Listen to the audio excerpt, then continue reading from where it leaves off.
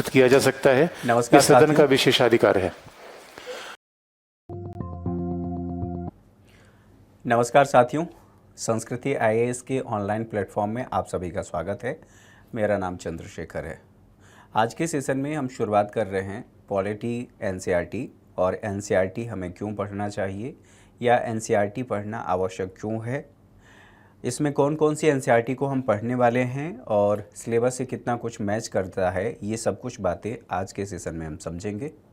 संक्षेप में आप कह सकते हैं कि ये केवल इंट्रो क्लास है। इसमें हम इस विषय पर बात नहीं कर रहे हैं कि एनसीईआरटी कितना पढ़ना चाहिए, हम केवल ये बात कर रहे हैं कि एनसीईआरटी पढ़ना आवश्यक क्यों है। और जहाँ तक सवाल ये है कि कितना पढ़ना चाहिए, वो हम इंडेक्स देख कर के समझ जाएंगे। इंडेक्स में कौन कौन से ऐसे टॉपिक हैं, कौन कौन से ऐसे लेसन दिए गए हैं और वो हमारे सिलेबस से कहाँ तक मैच करते हैं। तो किसी भी विषय को जब आप पढ़ते हैं तो पढ़ने के लिए कुछ ज़रूरी चीज़ें होती हैं। ज़रूरी चीज़ों का मतलब ये है कि कोई भी विषय आप क्यों पढ़ना चाहते हैं, ठीक है, क्या पढ़ना है और कैसे पढ़ना है, ठीक है। क्यों पढ़ना है इसका अनुमान हम इस बात से लगा सकते हैं या ऐसे समझ सकते हैं कि उस विषय का, ठीक है, महत्व क्या है, ठीक है, महत्व क्या है। मैं ये मान करके चल रहा हूँ कि आप सभी में से जितने विद्यार्थी हैं, जितने भी यहाँ पर इनरोल्ड हैं, वो सभी व्यक्ति किसी न किसी कंपटीशन एग्ज़ाम की तैयारी कर रहे हैं। और चूँकि कंपटीशन एग्ज़ाम की तैयारी कर रहे हैं और आप लोगों का सिलेबस एक होता, ठीक है, मतलब देश के सभी हिस्सों में जो बोर्ड हैं सबका सिलेबस एक होता तो शायद एनसीईआरटी पढ़ने की आवश्यकता नहीं होती। लेकिन जो आपको पढ़ाया जाता है आपके स्कूल में और जो कंपटीशन एग्ज़ाम में पूछा जाता है, दोनों में बहुत ज़्यादा भिन्नता देखने को मिलता है। भिन्नता का मतलब ये है कि अलग अलग जो बोर्ड हैं अलग अलग पाठ्यक्रम निर्धारित करते हैं। कई बार ये भी देखने को मिला है कि जो प्राइवेट स्कूल्स हैं वो सभी स्कूल अपने अपने अलग अलग सिलेबस निर्धारित किए हैं। तो पूरे देश के सिलेबस में एक रूपता नहीं है।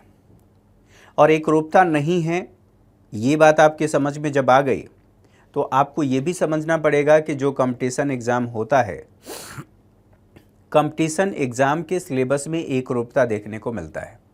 जैसे यूपीएससी की मैं बात करूं, खास करके संस्कृति आईएएस में एडमिशन आप ले रहे हैं तो इसका मतलब ये है, मैं मान कर के चल रहा हूं, मैंने पहले ही कहा कि आप किसी न किसी कंपटीशन एग्ज़ाम की तैयारी कर रहे हैं। हो सकता है कि आप पब्लिक सर्विस कमीशन की कर रहे हैं, अर्थात जो सिविल सर्विसेज है उसकी तैयारी कर रहे हों, या हो सकता है किसी अन्य, मतलब यूनियन पब्लिक सर्विस कमीशन और स्टेट पब्लिक सर्विस कमीशन, उसकी तैयारी आप लोग कर रहे होंगे।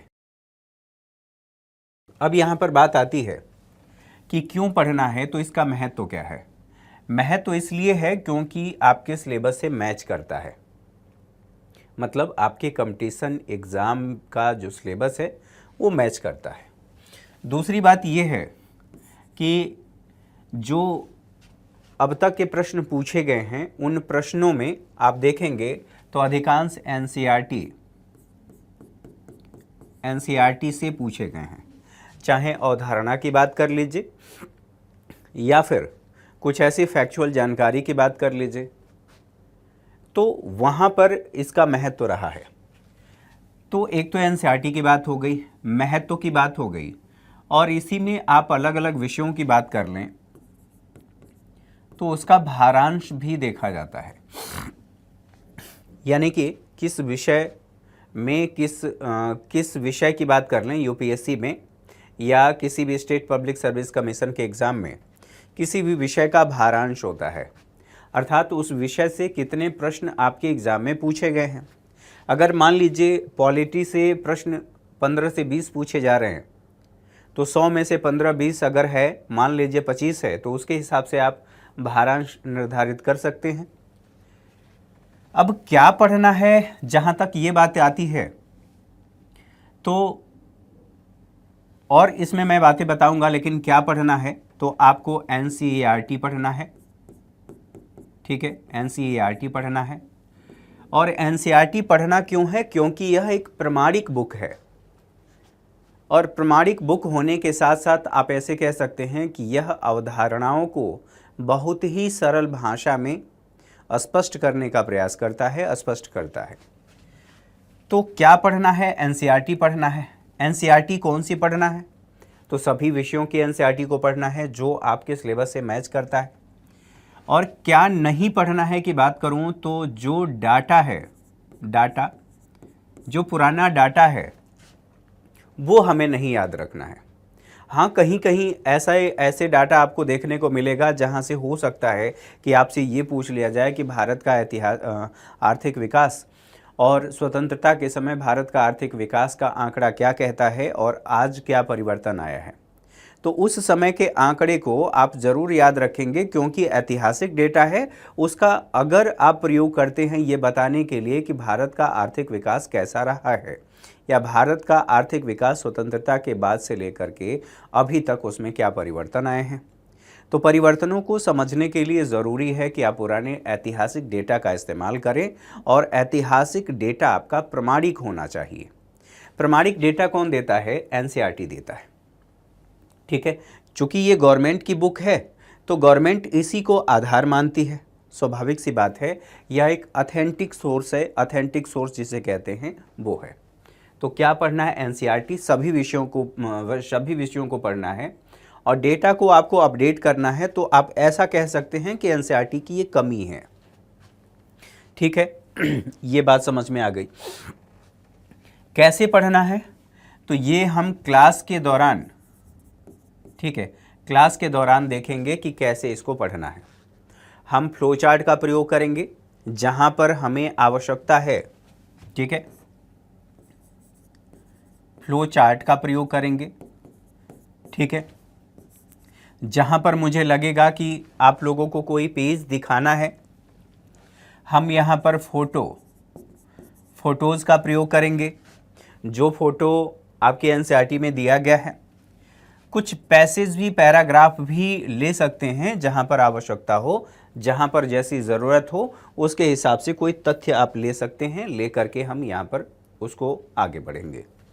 तो कैसे पढ़ना है ये क्लास के दौरान देखेंगे, और क्लास के दौरान इनोवेशन हम करते रहेंगे ताकि आप लोगों को ज़्यादा से ज़्यादा चीज़ें विजुअलाइज हों। विजुअलाइज होने का मतलब ये है कि आप कई बार जब मूवी देखते हैं तो कोई देखे होंगे कि कैरेक्टर किसी चीज़ की कल्पना कर रहा है, तो जब कल्पना वो कर रहा है तो उसको भी पिक्चराइज किया जाता है। ऐसा करने के पीछे कारण क्या है? कारण ये है कि आपको वो सारी बातें मेमोराइज रहें, लंबे समय तक आपके जहन में रहें। ये तभी हो सकता है, और कोई भी टीचर आपको पढ़ा रहा है, अगर उसके पढ़ाने के दौरान जो कुछ भी वो शब्दों का इस्तेमाल कर रहा है और शब्दों के माध्यम से कल्पना की जिस लोक में वो पहुंचाना चाहता है, अगर आप वहां पर नहीं पहुंच पा रहे हैं, आप इमेजिन नहीं कर पा रहे हैं जो बातें आप लोगों को बताई जा रही है, इसका मतलब ये हुआ या तो पढ़ाने के तरीके में गलती है या आपका कंसंट्रेशन बेहतर नहीं है।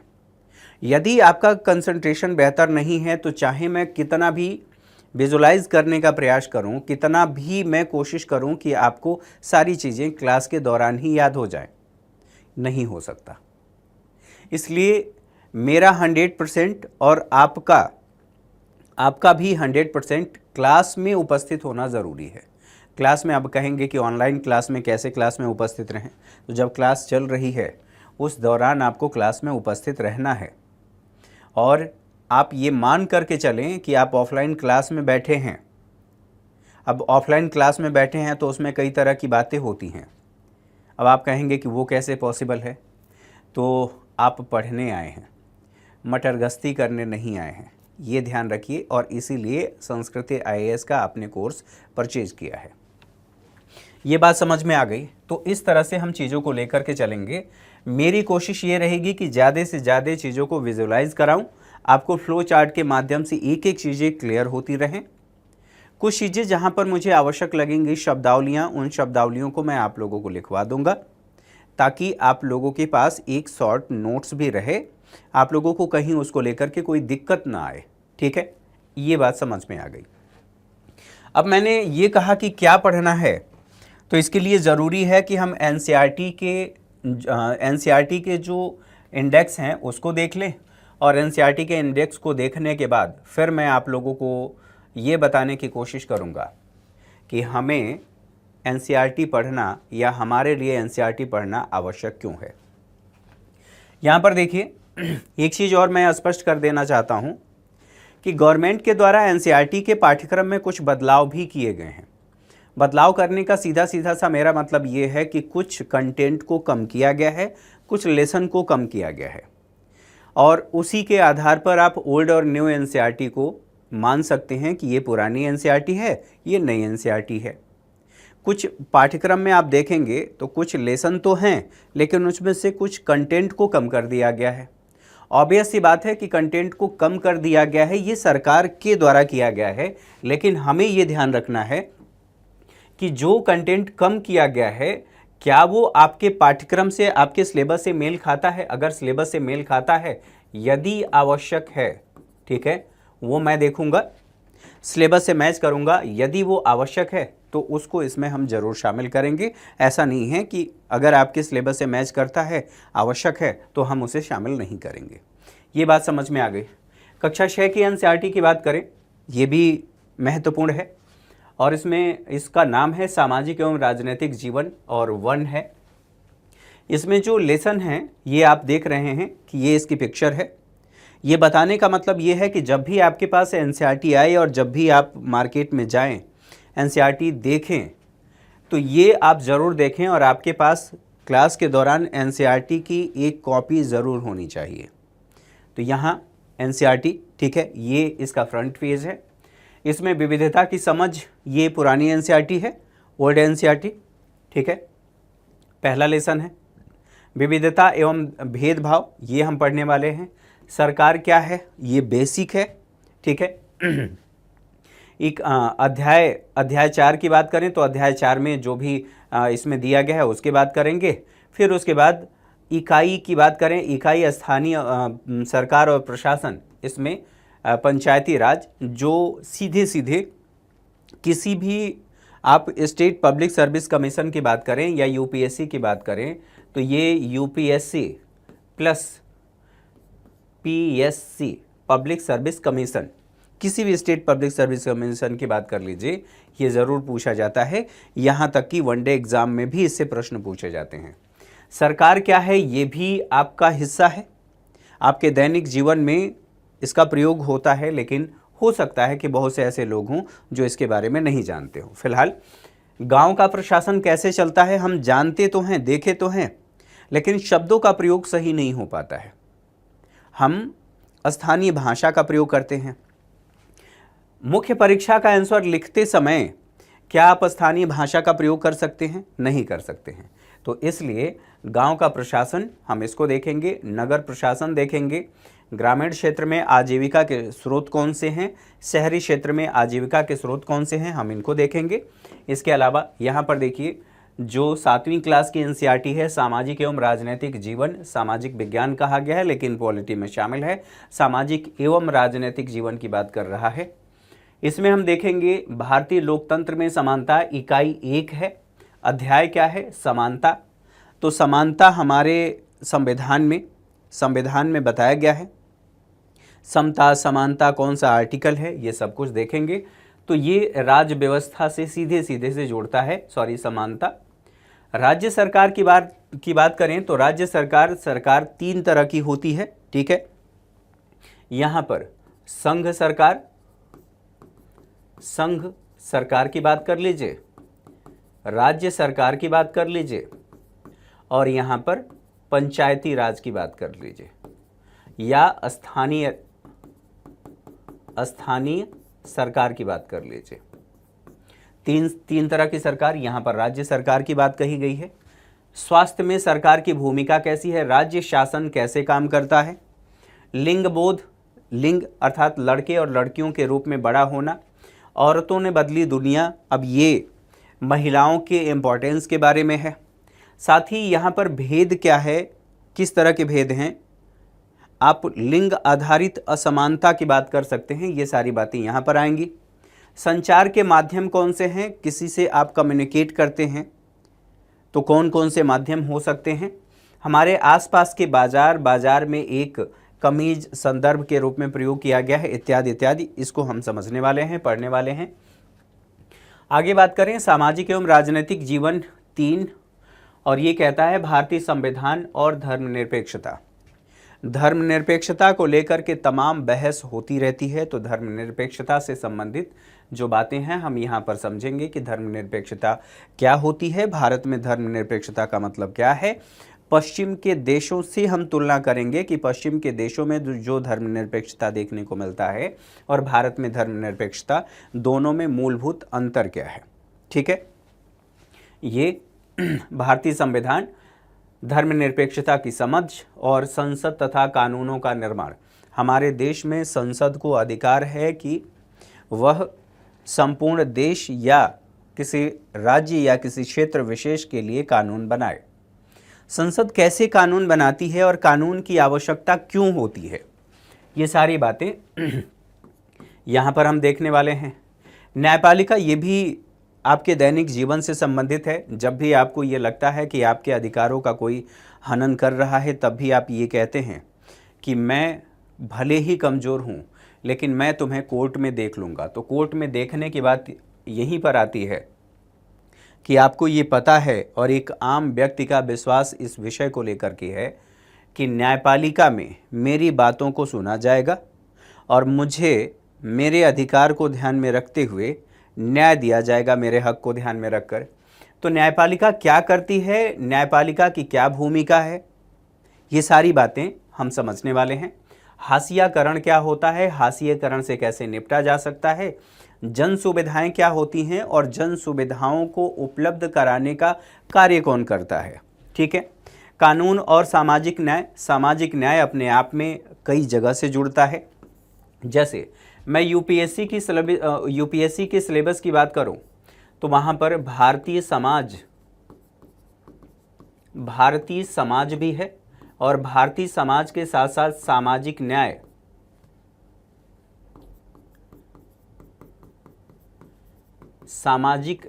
भी इसमें शामिल है। और न केवल यहाँ पर सामाजिक न्याय, बल्कि जब आप राज्य व्यवस्था पढ़ते हैं, राज्य व्यवस्था, वहाँ पर भी इसका प्रयोग किया जाता है।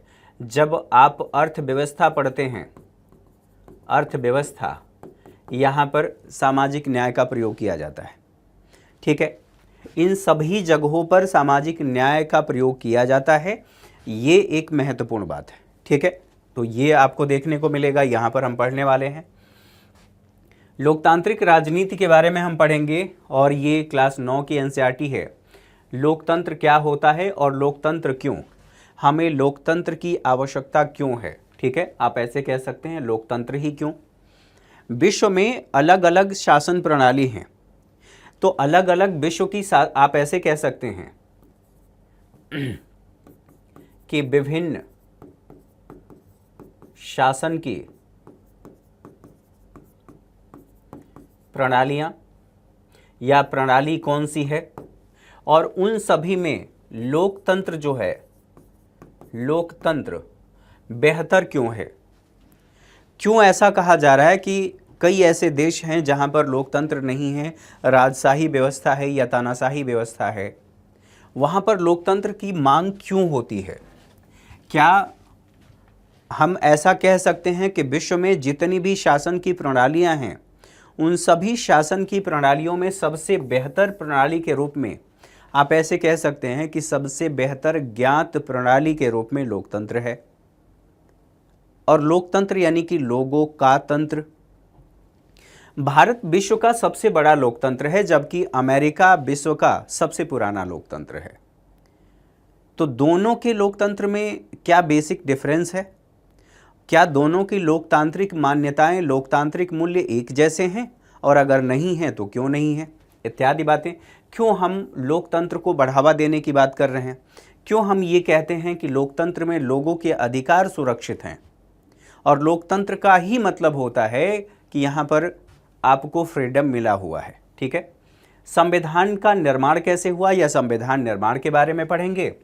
चुनावी राजनीति क्या होती है और चुनावी राजनीति से आप लोग भली प्रकार से परिचित हैं, आप लोगों ने अपने आसपास ज़रूर देखा होगा। तो चुनावी राजनीति और चुनावी राजनीति का सबसे बेहतर एग्जाम्पल ग्राम प्रधानी का जो चुनाव होता है। हो सकता है कि आप लोगों में से बहुत से ऐसे लोग होंगे जो एक्टिवली पार्टिसिपेट किए होंगे, है ना। और चुनाव के दौरान जो धांधली, जिस तरह की उधमबाजी, ये सब कुछ होता है, सब कुछ आप लोगों ने किया होगा। मैं ऐसा मान करके चल रहा हूँ क्योंकि मैंने भी कभी ये किया है। ठीक है, संस्थाओं का कामकाज, यानी कि भारत में जो संस्थाएं हैं, जैसे मान लेते हैं संवैधानिक संस्थाएं। ठीक है, संवैधानिक संस्थाएं, तो ये संस्थाएं कैसे काम करती हैं। ठीक है, इनके काम करने का तरीका क्या है। जैसे अगर मैं कहूं ठीक है, इलेक्शन कमीशन ऑफ इंडिया, ठीक है, ये कैसे काम करता है, इत्यादि बातें। लोकतांत्रिक अधिकार क्या होते हैं या किसको लोकतांत्रिक अधिकार कहा जाता है, ये भी हमें समझना है। आगे चल करके हम पढ़ने वाले हैं, क्लास 10 की एनसीईआरटी है और इसका नाम है लोकतांत्रिक राजनीति और लोकतांत्रिक राजनीति भाग 2। 10वीं क्लास की एनसीईआरटी है। इसमें क्या पढ़ा जाएगा, सत्ता की साझेदारी। सत्ता की साझेदारी क्या होती है, संघवाद क्या होता है, जाति धर्म और लैंगिक मसले कौन से हैं, हमारे देश में कितने राजनीतिक दल हैं और किसी राजनीतिक दल को मान्यता कैसे दिया जाता है, किसे और किस आधार पर हम कहेंगे कि यह राष्ट्रीय पार्टी है, राष्ट्रीय पार्टी। ठीक है, और किसे हम कहेंगे कि वह क्षेत्रीय पार्टी है। ठीक है, क्षेत्रीय पार्टी है, इत्यादि बातें सब कुछ इसमें आ जाएगा और सब कुछ हम इसमें देखने वाले हैं। लोकतंत्र के परिणाम क्या हैं, अच्छे हैं या बुरे हैं, इत्यादि बातें भी हम यहाँ पर समझने वाले हैं। आगे चल करके अगला जो हमारी एनसीईआरटी है, राजनीतिक सिद्धांत के नाम से है। तो इसके बारे में राजनीतिक सिद्धांत एक परिचय, इसको हम देखेंगे। इसमें स्वतंत्रता, उससे संबंधित अवधारणाएं, समानता से संबंधित अवधारणाएं, सामाजिक न्याय पुनः यहाँ पर आ रहा है, इसको हम देखेंगे। अधिकार क्या होता है, नागरिकता, और नागरिकता किसी व्यक्ति को किस आधार पर मिलता है, कैसे दिया जाता है, नागरिक का मतलब क्या होता है और गैर नागरिक का मतलब क्या होता है, इत्यादि बातें। राष्ट्रवाद जो एक अमूर्त संकल्पना है, अमूर्त विचार है, इसको हम देखने वाले हैं। धर्मनिरपेक्षता को और विस्तार से यहाँ पर समझने को मिलेगा। अगली एनसीईआरटी जो है वो 12वीं क्लास की है, स्वतंत्र भारत में राजनीति इसका नाम है, और इसमें विश्व के बारे में भी समझेंगे और भारत के बारे में भी कुछ कुछ बातें आप लोगों को देखने और समझने को मिलेगा। तो राष्ट्र निर्माण, किसी भी देश की बात करें, खास करके भारत के संबंध में बात किया जाए तो भारत एक नव स्वतंत्र राष्ट्र है और भारत में अभी भी राष्ट्र निर्माण की प्रक्रिया चल रही है, यानी कि हमारा देश राष्ट्र निर्माण के दौर से गुजर रहा है। पूरी तरह से हमारा राष्ट्र अभी निर्मित नहीं हुआ है, अभी निर्माण के क्रम में है। तो निर्माण के क्रम में है, और जब हमें स्वतंत्रता मिली थी तो हमारा राष्ट्र एक राष्ट्र के रूप में जब विश्व के नक्शे पर आया था, तो उस विश्व के नक्शे पर एक भारत को लाने में, अखंड भारत को लाने में कौन कौन सी चुनौतियां उस समय मौजूद थी और आज भी कौन कौन सी चुनौतियां मौजूद हैं, और जो उस समय के राजनेता थे उन नेताओं ने कैसे भारत को एक भारत बनाने का, यानी कि भारत को भारत बनाने में भूमिका निभाई, उनके समक्ष चुनौतियां कौन सी थीं, तो ये अपने आप में महत्वपूर्ण है। एक दल के प्रभुत्व के बारे में बात करेंगे, और एक दल के प्रभुत्व के संदर्भ में हम जब बात कर रहे हैं तो आप लोगों ने देखा था, पढ़ा भी होगा, जानते भी होंगे कि स्वतंत्रता के बाद काफ़ी लंबे समय तक भारत पर एक दल का शासन रहा है। अर्थात मैं नाम नहीं लूँगा, हम क्लास में उसे पढ़ने वाले हैं, तो एक दल के प्रभुत्व के संदर्भ में हम यहाँ पर बात करने वाले हैं। ठीक है, एक दल का प्रभुत्व कैसे रहा, कैसे क्यों और कब तक, ठीक है, और कब तक हमें देखने को मिला, ये सारी बातें हम लोग इसमें देखने वाले हैं। नियोजित विकास की रणनीति क्या होती है और नियोजित विकास का मतलब क्या होता है। ये जो नियोजित शब्द है ये आपको इकॉनमी में भी देखने को मिलता है, ठीक है, इकॉनमी में भी ये शब्द देखने को मिलेगा। जो भारत के विदेश संबंध हैं, किस तरह के संबंध हैं, मैंने आपसे कहा था कि स्वतंत्र भारत के राजनीति में विश्व के साथ भारत के संबंधों को भी हम देखेंगे, चाहे पड़ोसी देश हो, अमेरिका हो या अन्य देशों के बारे में भी बात कर रहे हैं। ये अपने आप में महत्वपूर्ण है। हमारे जो विदेश संबंध हैं, विदेश संबंध का मतलब क्या होता है और विदेश संबंध आवश्यक क्यों है, और विदेश संबंध में राष्ट्रहित महत्वपूर्ण क्यों होता है, राष्ट्रहित ही क्या होता है, ये सब सारी बातें ये आपने समझ लिया। कांग्रेस प्रणाली चुनौतियां और पुनर्स्थापना कैसे किया गया, कांग्रेस की प्रणाली क्या रही है, इत्यादि बातें।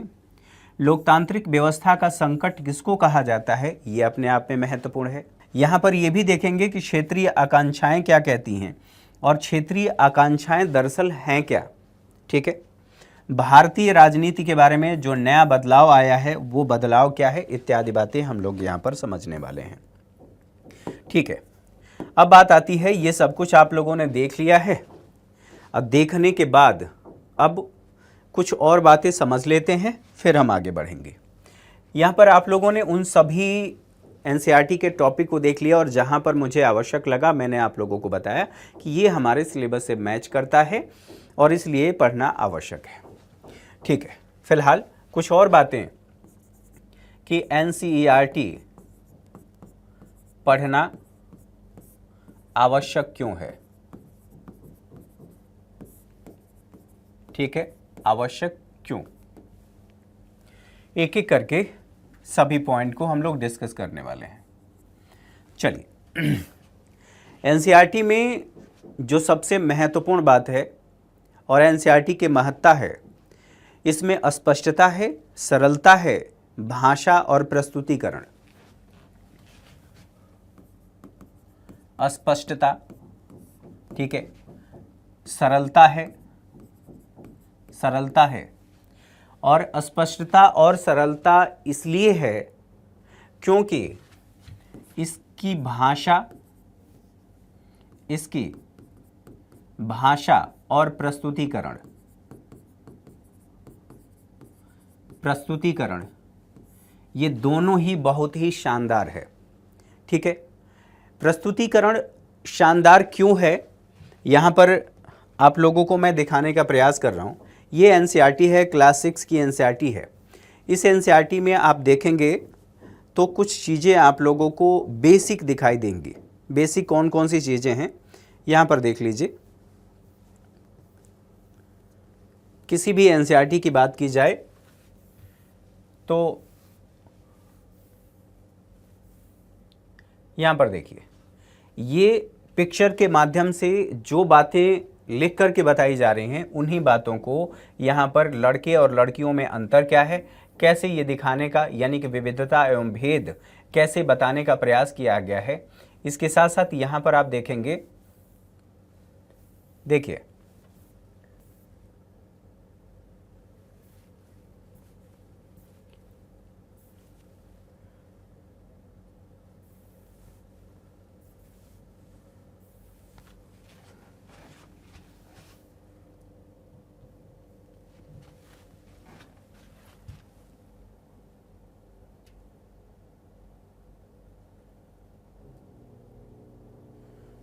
यहाँ पर देखिए, शुरू में ही जहाँ पर विविधता के बारे में बताया गया है कि विविधता की समझ कैसे आपकी हो सकती है, यहाँ पर एक पिक्चर के तीन पिक्चर के माध्यम से बताया गया है कि एक कक्षा में 3 विद्यार्थी हैं और तीनों विद्यार्थियों को चित्र बनाने के लिए दिया गया। एक ही चित्र बनाने के लिए दिया गया, एक ही इमेजिनेशन दिया गया, लेकिन जो बच्चों ने बनाया उन सभी के चित्रों में अंतर है। तो इसके माध्यम से ये बताने का प्रयास किया जा रहा है कि विविधता कैसी है। कई तरह की विविधताएं हैं, उन विविधता में एक यह भी है। आपके खान पान, रहन सहन, भाषा, धर्म इत्यादि सब कुछ अलग हो सकते हैं, फिर भी भारत एक है। भारत की एकता की बात की जाती है। फिलहाल यहाँ पर कार्टून के माध्यम से ये सारी चीज़ें बताई जाती हैं। तो मैंने ये कहा कि अस्पष्टता देखने को मिलता है और सरलता भी देखने को मिलती है।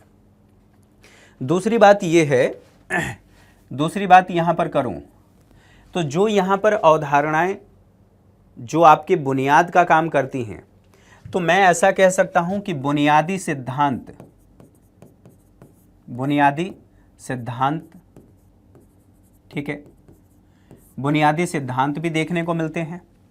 और उन्हीं बुनियादी सिद्धांतों के आधार पर मैं ऐसा कह रहा हूँ कि ये अवधारणाओं को स्पष्ट करने का काम करते हैं। तो आप यहाँ पर कहेंगे कि अस्पष्ट, ठीक है, अस्पष्ट अवधारणा, अस्पष्ट अवधारणा।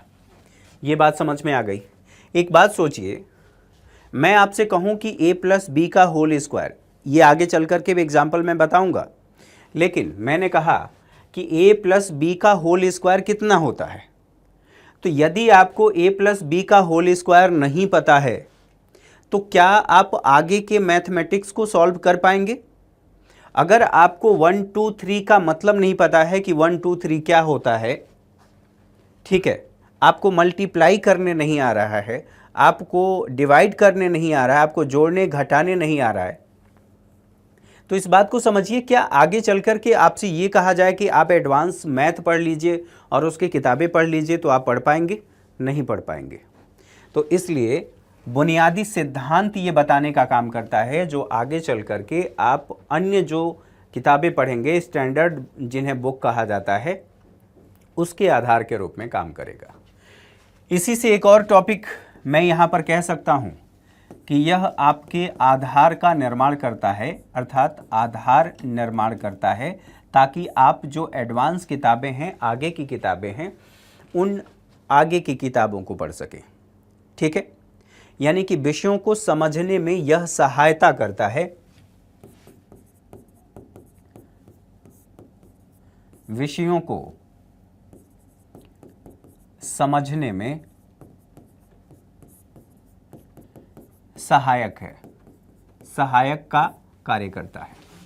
अच्छा, एक और बात सोचिए, न केवल विषयों को समझने में सहायता करता है, अक्सर ये बात देखी जाती है कि जब भी कोई न्यूज़पेपर प्रकाशित होता है तो ये कहा जाता है कि पहले की जो स्थिति थी वो न्यूज़पेपर, ठीक है, ठीक, छपने के बाद बिकते थे। आज की स्थिति ये है कि न्यूज़पेपर पहले बिक जाते हैं फिर छपते हैं।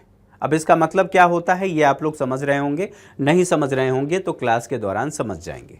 एक तो ये बात है, मैं बताने की कोशिश ये कर रहा हूँ कि जब आप किसी सिस्टम का हिस्सा बनने जाते हैं तो सिस्टम का जो फंडामेंटल होता है उसको आपको ज़रूर फॉलो करना होता है।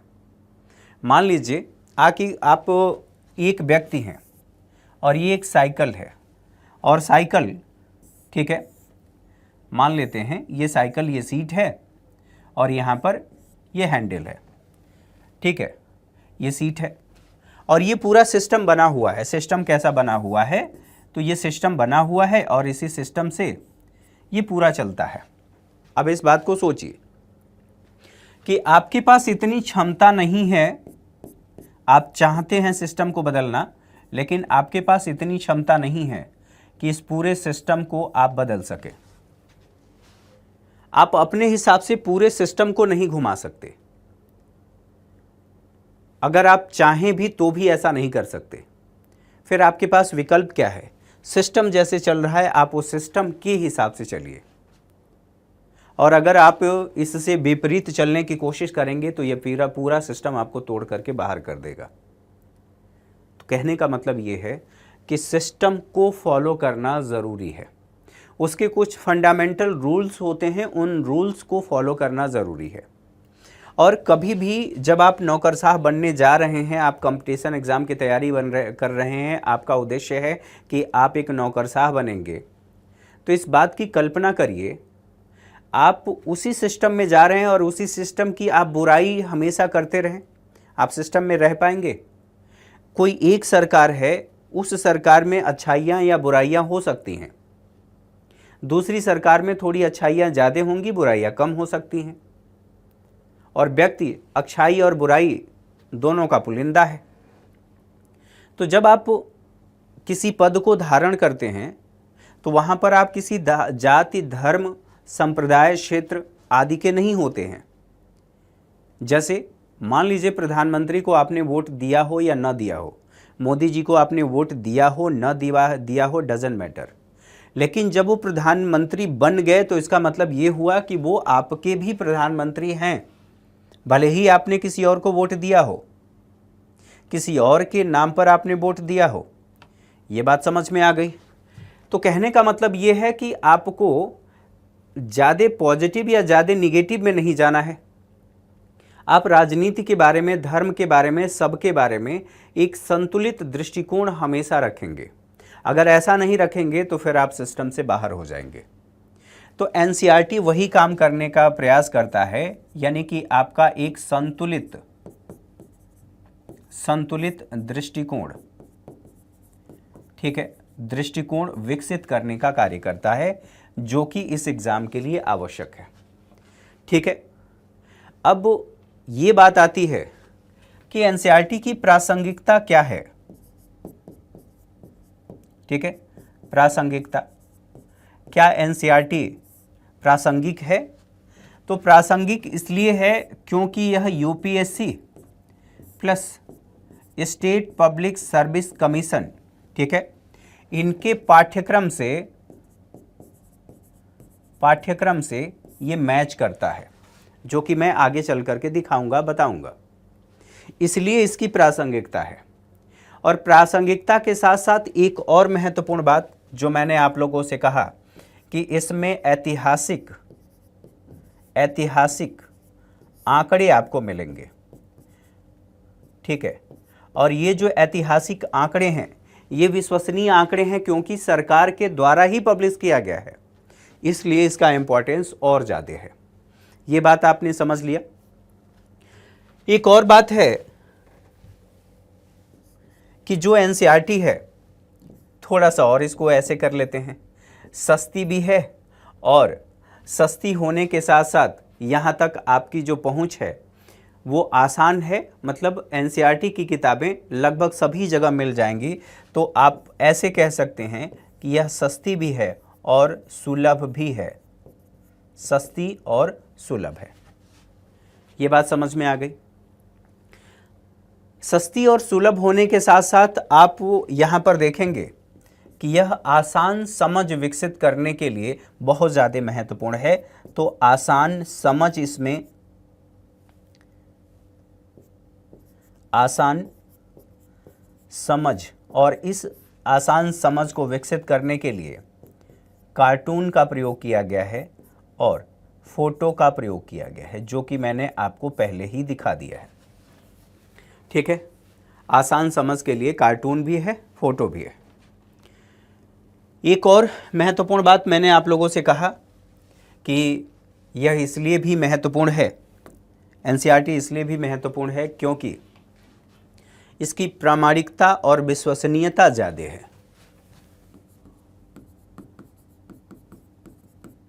प्रामाणिकता और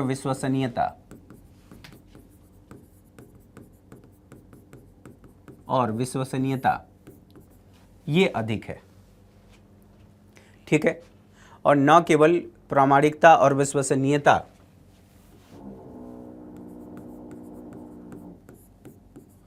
प्रामाणिकता और विश्वसनीयता अधिक है, ये भी बताइए।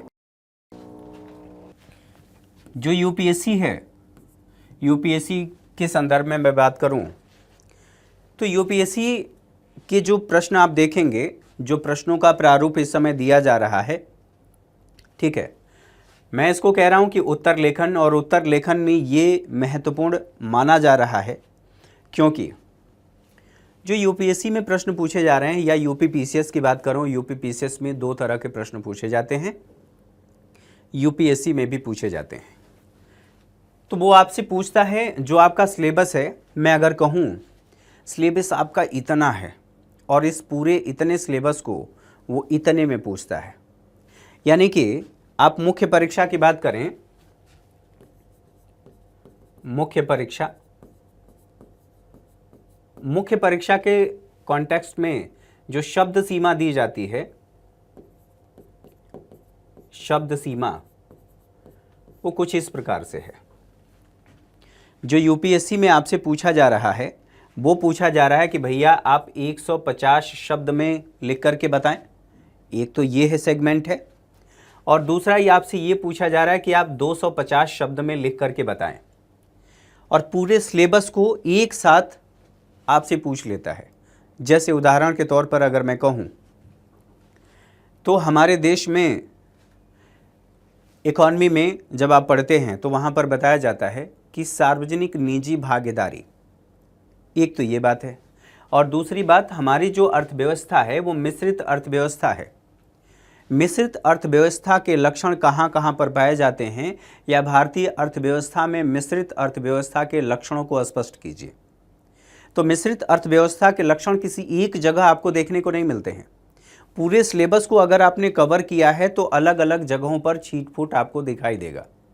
अब उन सभी सिलेबस को आपको, उन सभी टॉपिक्स को, उन सभी पॉइंट को आपको एक जगह लाना है। ये तभी संभव है जब आपने पूरा सिलेबस कवर किया है। दूसरी महत्वपूर्ण बात यह है कि जो उत्तर लेखन है, अगर आपके पास ये जो 250 शब्दों में पूछा गया है, शब्द भंडार, ठीक है, आपके पास अधिक है तब तो आप ऐसा कर सकते हैं। और ये तब हो सकता है जब आपको शब्दों का चयन आता हो, शब्दों का चयन, यानी कि किसके जगह पर कौन सा शब्द मैं इस्तेमाल करूंगा तो मेरा काम चल जाएगा और मेरी सारी बातें समझ में आ जाएगी एग्जामिनर को जो मैं बताने का प्रयास कर रहा हूं। एग्जाम्पल के तौर पर जो मैं आपको बताने जा रहा हूं, हो सकता है कि आप लोगों के समझ में आए, हो सकता है कि नहीं समझ में आए। अगर बिल्कुल बिगनर हैं तो हो सकता है समझ में ना आए। मैं ये कह रहा हूं कि विश्व में पर्यावरण संबंधी समस्याएं बढ़ रही हैं और उन पर्यावरण से संबंधित समस्याओं के समाधान के लिए हमें सतत विकास पर जोर देना चाहिए।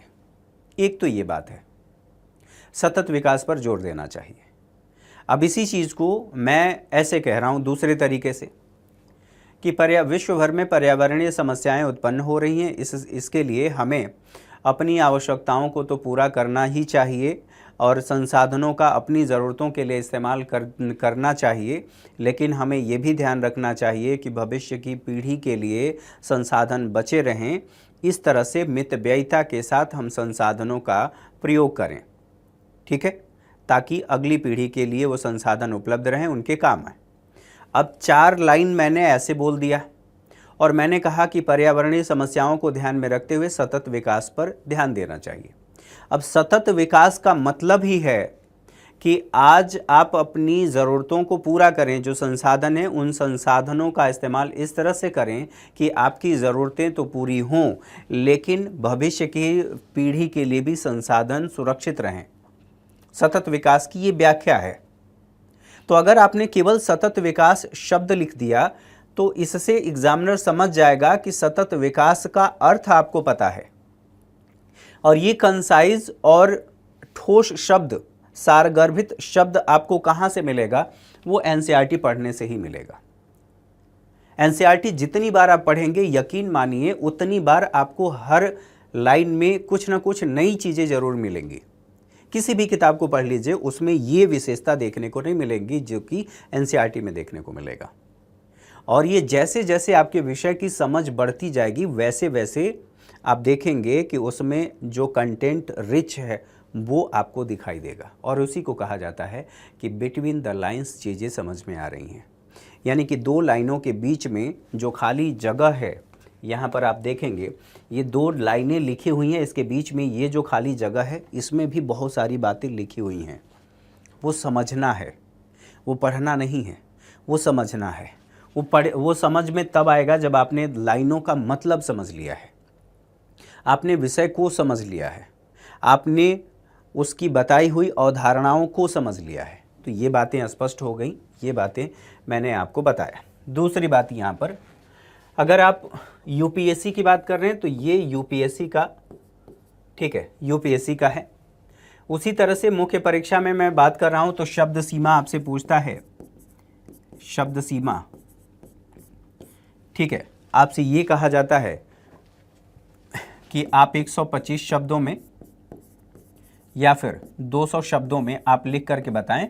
और ये UPPSC, UP Uttar Pradesh public service commission का जो एग्ज़ाम होता है उसमें इस तरह से पूछा जाता है।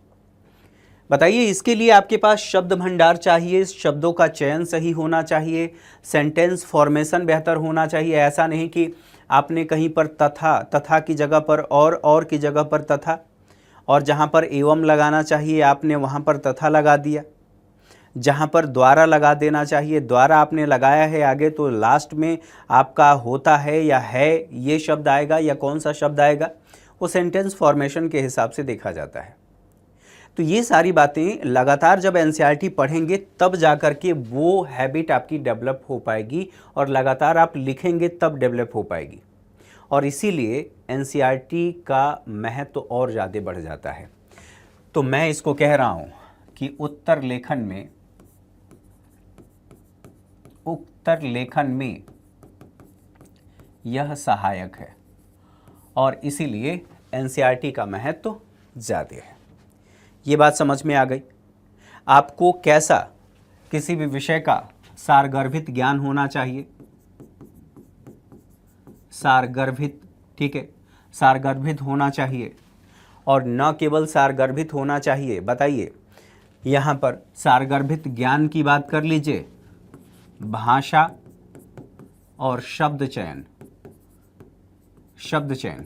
ये आपके बेहतर होने चाहिए, तब जाकर के आपका उत्तर बेहतरीन माना जाता है। और तभी आपकी जो कॉपी है अन्य लोगों से अलग होती है और आपको फिर नंबर मिलता है। अदरवाइज़ लिखने के लिए सभी लिखते हैं, लेकिन सबके आंसर में वो कसावट नहीं होता है। कसावट का मतलब ये है कि जैसे आप कोई फिल्म देखते हैं तो शुरू में आपने देखा और देखने के बाद ही वहाँ पर ऐसी जिज्ञासा क्रिएट कर दी गई कि आप चाह कर के भी उस फिल्म को आधा अधूरा छोड़ कर के नहीं जाते। जैसे वेद प्रकाश का जो एक आता है ना नॉवेल, आप नॉवेल पढ़ रहे हैं, इतनी मोटी नॉवेल, आपके जहन में ये रहता है कि अब क्या होगा, अब क्या होगा।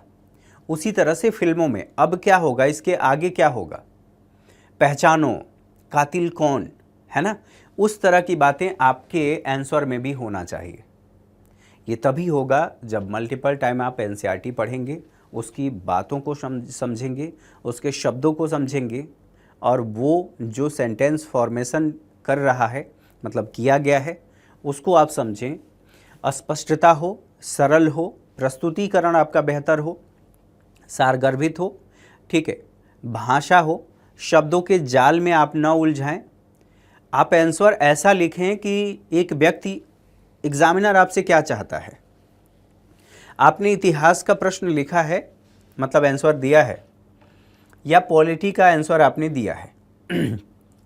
किसी व्यक्ति को संघात्मक व्यवस्था नहीं पता है या संघवाद क्या होता है नहीं पता है, लेकिन आपका आंसर जब वो पढ़े तो पढ़ने के बाद उसे समझ में आ जाए कि संघात्मक व्यवस्था या संघवाद क्या है, बिल्कुल क्रिस्टल क्लियर हो जाए।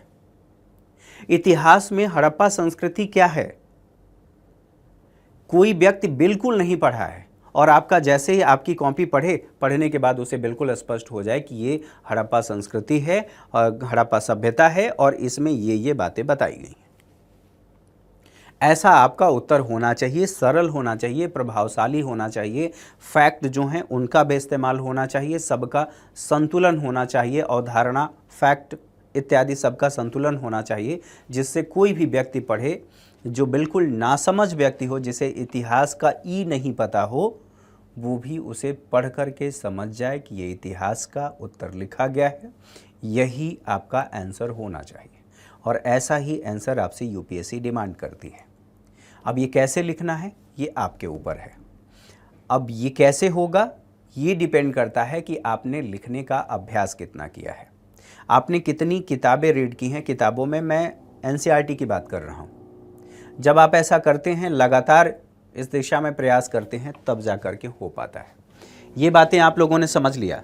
अब मैंने आप लोगों से कहा था कि एनसीईआरटी का महत्व तो क्या है और क्या इसमें पढ़ना चाहिए, कैसे पढ़ना चाहिए। तो कैसे पढ़ना चाहिए वो क्लास में तो देखेंगे ही।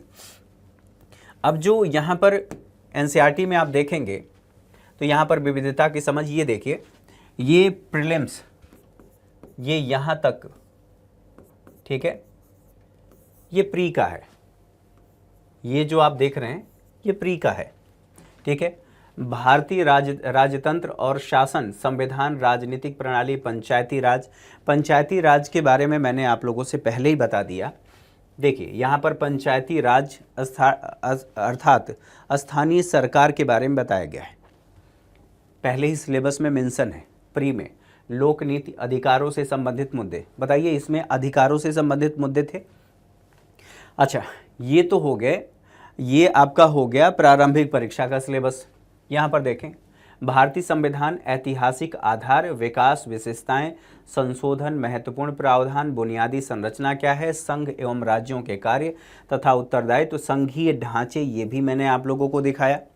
उससे संबंधित विषय, चुनौतियां, स्थानीय स्तर पर शक्तियों और वित्त का हस्तांतरण, उनकी चुनौतियां क्या हैं, विभिन्न घटकों के बीच शक्तियों का पृथक्करण और उनके विवाद निपटान से संबंधित बातें, तंत्र और संस्थान कौन कौन से हैं, भारतीय संवैधानिक योजना की अन्य देशों के साथ तुलना, संसद और राज्य विधायिका संरचना, कार्य संचालन, शक्तियां, विशेषाधिकार और इससे उत्पन्न होने वाले विषय।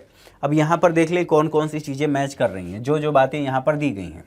विविधता की समझ, जब आप धर्मनिरपेक्षता की बात करते हैं तो विविधता की समझ वहाँ पर आ जाता है। विविधता, यहाँ पर सरकार क्या है, पंचायती राज, यहाँ पर देख लीजिए पंचायती राज यहीं पर है। गांव का प्रशासन यानी कि स्थानीय प्रशासन की बात कर रहा है। नगर प्रशासन, तो जो आप स्थानीय सरकार की बात करते हैं तो शहरी स्थानीय शासन और ग्रामीण स्थानीय शासन, दोनों को अलग अलग करके आप देखते हैं, ठीक है। यहाँ पर कह रहा है गांव का प्रशासन, नगर का प्रशासन, दोनों को विभाजित कर दिया है। ग्रामीण क्षेत्र में आजीविका इत्यादि बातें। यहाँ पर समानता, स्वास्थ्य, भूमिका, राज्य सरकार कैसे काम करता है, यहाँ पर सरकार के बारे में कहा ही गया है, ठीक है। फिर बात कर रहा है कि यहाँ पर संचार के माध्यम, हमारे आसपास बाजार इत्यादि, ये धर्मनिरपेक्षता, विविधता, भारतीय संविधान और भारतीय संविधान के बारे में भी बात वहाँ पर कही गई है। संसद तथा कानून का निर्माण कैसे किया जा रहा है, न्यायपालिका, वहाँ पर भी, यहाँ पर भी, ठीक है। सामाजिक न्याय मैंने बताया ही। लोकतंत्र क्या है, लोकतांत्रिक शासन प्रणाली और विश्व में जो अन्य शासन व्यवस्थाएं हैं उन शासन व्यवस्थाओं के साथ तुलना, ठीक है, आप यहाँ पर देखेंगे। चुनावी राजनीति क्या कहती है, संस्थाओं का कामकाज कैसे होता है, यहाँ पर हम लोगों ने बात कर लिया कि विवाद निवारण तंत्र तथा संस्थान कौन कौन से हैं, शक्तियों का विभाजन, उनके मध्य विभिन्न जो घटक हैं, कैसे उनके मध्य शक्तियों का विभाजन हो रहा है, इत्यादि बातें यहाँ पर देखें। जाति, धर्म, लैंगिकता, ठीक है, मसले, राजनीतिक दल, लोकतंत्र के परिणाम, राजनीतिक सिद्धांत एक परिचय, स्वतंत्रता, समानता, सामाजिक न्याय, अधिकार, नागरिकता से संबंधित मुद्दे भी और नागरिकता भी हमारी संविधान पढ़ेंगे तो संविधान में दिया गया है। तो यहाँ पर नागरिकता के बारे में, राष्ट्र निर्माण, हमारे राष्ट्र के निर्माण में कौन कौन सी चुनौतियाँ हैं, यहाँ पर भी आपको देखने को मिलेंगे। वो सारी बातें जो यहाँ पर एनसीईआरटी में बताई गई हैं, जो हमारा इंडेक्स है, वही सारी बातें यहाँ पर भी आपको देखने को यूपीएससी के सिलेबस में देखने को मिल रहा है। न केवल यूपीएससी का सिलेबस, मैंने आप लोगों से ये भी कहा कि जो स्टेट पब्लिक सर्विस कमीशन है उनका भी सिलेबस इससे मैच करता है। ऑब्वियस सी बात है कि एनसीईआरटी का महत्व तो ज़्यादा है और इसीलिए कहा जाता है, मैं संक्षेप में कह रहा हूँ कि जो एनसीईआरटी है वो सिविल सर्विसेज एग्ज़ाम की तैयारी करने वाले बच्चों के लिए एक बाइबल की तरह कार्य करता है। समझ रहे हैं? तो इसलिए इसे पढ़ें, समझें और क्लास में बने रहें।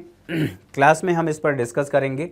यहाँ उसी के बारे में स्वास्थ्य, शिक्षा, मानव संसाधन से संबंधित सामाजिक मुद्दे, केंद्र और राज्य सरकारों द्वारा जनसंख्या के अति संवेदनशील वर्गों के लिए कल्याणकारी योजनाएं, यानी कि सामाजिक न्याय को सुनिश्चित करने के लिए कौन कौन से कार्य किए गए हैं। यहाँ पर देखिए नागरिक चार्टर के बारे में भी कहा गया है, इत्यादि बातें। लोकतंत्र में सिविल सेवाओं की भूमिका, सारी बातें बताई गई हैं।